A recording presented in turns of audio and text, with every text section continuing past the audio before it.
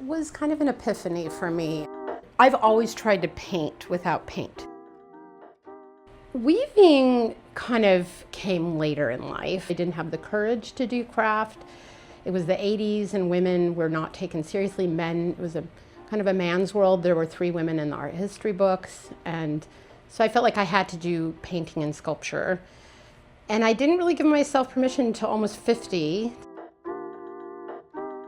And after grad school, I was very influenced by Charles Simmons and work that was temporal and temporary and installational. And so for the first decade of my career, I lived in Los Angeles and was showing in Europe and New York and LA. And I was doing large inflatable sculptures and water sculptures, glitter water going through tubing, all referencing the body, but they're not figural. So I had breathing works that were on timers that were according to my breath, or pumping waterworks like our circulatory systems.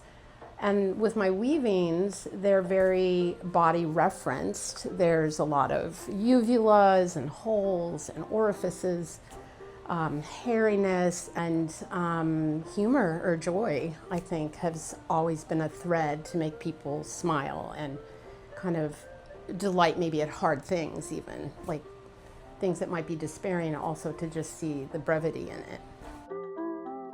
I use language in my work and text, but color is a driving force, has always been since my red, white, and blue bathroom as a kid. With text, I like to pick words that are almost more neutral, like now or yes, and let the viewer come up with their own narrative.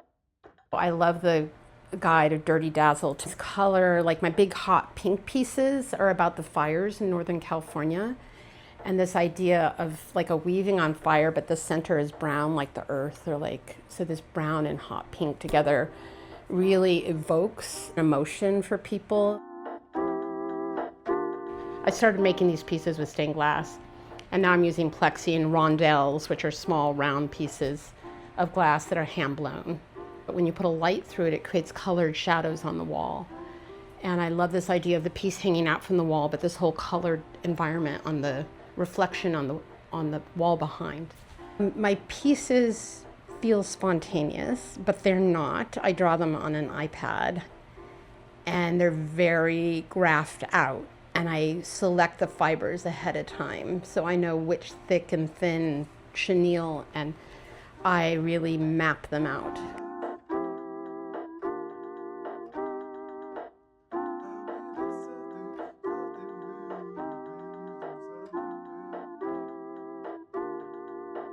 My mother was an artist and a designer, and she used to take me to her welding and metal fabrication classes when I was 5. And then she took me to life drawing. So I drew the nudes in elementary school. She kept me in art classes my whole life.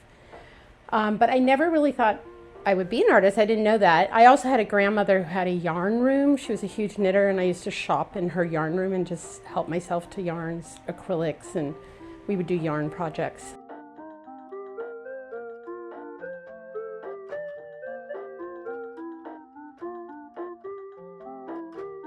And I think that texture is really important to my work, and that was something with my mom when she would have her swatches out. It's funny that I rebelled against her taste and her matching, but on the other hand, now I'm doing plaid backgrounds with like organic insect, which is exactly how she was decorating when I was a kid. So in 2012 or 13, I was with my family in Barcelona, and we went to the foundation Miró, and I came upon this huge tapestry. I was floored, and I just sat in front of this tapestry for an hour. At this point, I was painting and doing sculpture.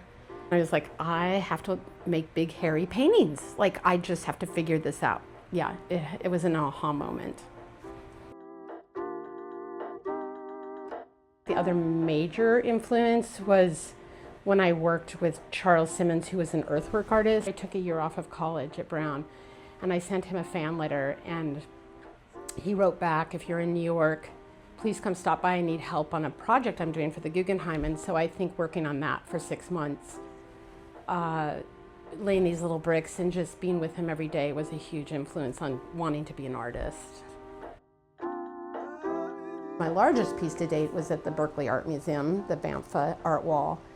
And that was a huge challenge.